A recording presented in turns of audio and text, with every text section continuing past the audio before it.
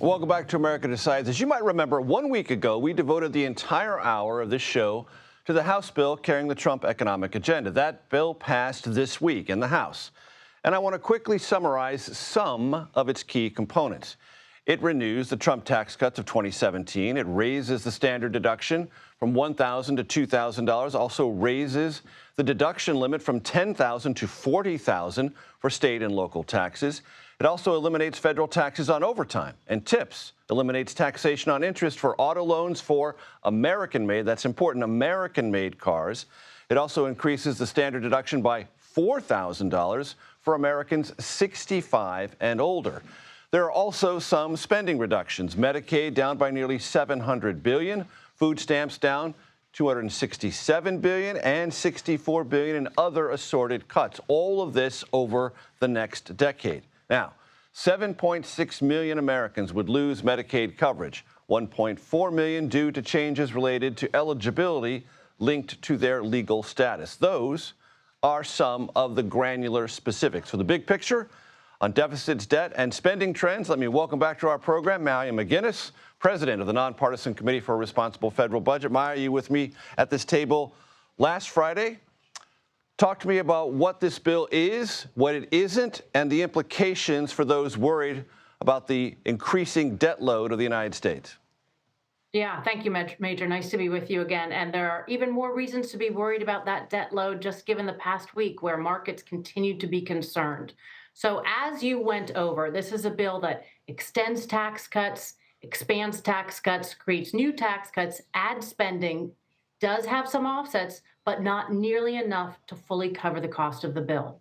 So all told, if you're looking at this from a fiscal perspective, it would add about $3 trillion to the national debt at a time where we should clearly, by all accounts, be reducing that debt, not increasing it. On top of that, there's some real concerns.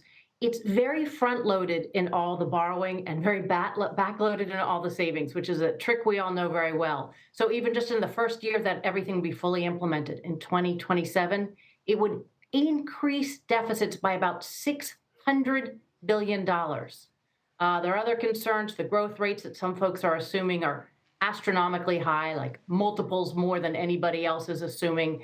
And there are a lot of expirations built into this tax cut and this overall bill that are highly unlikely to happen. Those on tips, those on seniors, those on overtime. Once they're in there, they get very entrenched. So if they were to be extended, which is what is driving this bill now, an extension of old tax cuts, that would add another $2 trillion to the price tag. So not good on the fiscal front, no matter how you look at it. And Maya, I'm glad you mentioned economic growth, because one of the criticisms of your organization and those who look at this and say that this legislation, if enacted and signed by the president, would increase deficits and debt, say, well, you're underestimating the economic growth potential in here. Evaluate that. Yes, they are, because they like to rely on the magic growth fairy out there, which is something we always pretend will solve the problems, and they don't. It's the same people who said the tax cuts would pay for themselves last time, which they most certainly didn't. And sometimes they'll point to, oh, revenues were higher than we'd expected. Well, that's because we had inflation, which accounted for pretty much all of those higher revenues, along with 1 year right when we were coming out of COVID. We hear this time and time again, it's the magic numbers of growth is going to cure this. But if you look at a whole host of outside experts who've estimated the growth on this tax bill, it ranges from about negative $50 billion to about $700 billion that you could get from growth. That number could be negative because the debt effects are so damaging they might outweigh some of the growth effects from the tax cuts. But the House Budget Committee has been assuming so negative 50 to 700, they're assuming about $2.6 trillion in growth, many multiples of what any outside estimator thinks is likely. And so I wish you could cut taxes and that would generate more revenue than you had before. Then every time we needed money, we would just cut more taxes. But we got to be realistic. Growth will be helped by tax cuts and harmed by the additional debt. Most people think it will be very minor, whatever growth we see. And overall, we need to start paying for the things we want to spend at the governmental level. So we've got to raise revenue, we got to cut spending, but we can't pretend it's going to magically fix itself. And Maya, I want you to listen to Kevin Hassett, a top economic advisor to President Trump, about future spending cuts that are on the way. Let's listen. The bottom line is that there's a lot of spending reduction in this bill, and President Trump met with the Freedom Caucus guys, who are the toughest guys in the House on spending, and they came out and voted for the bill. And the reason is that there's a lot of spending reduction in this bill, but also there's going to be more spending reduction coming week after week after week because of the work of OMB and DOGE. Maya? Well, I'm not sure what Kevin's referring to as a lot of spending cuts. Over the time period that we're looking at, the budget window, there'll be $86 trillion in government spending. 86 trillion. This bill aspires to cut about 2 trillion.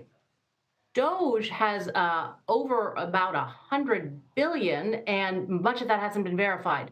So we are not talking about much more than a rounding error in terms of savings. This is not a lot of savings, and it is dwarfed by the overall new borrowing. So this will add to the debt over the next decade. There's really no credible, outside of the people who are pushing for this bill, sort of impartial scorer who thinks that this would save money. It's going to end up causing us to borrow trillions more at a time, where we really should be looking for those savings, much more than just 2 trillion out of 86, particularly if you want to cut taxes.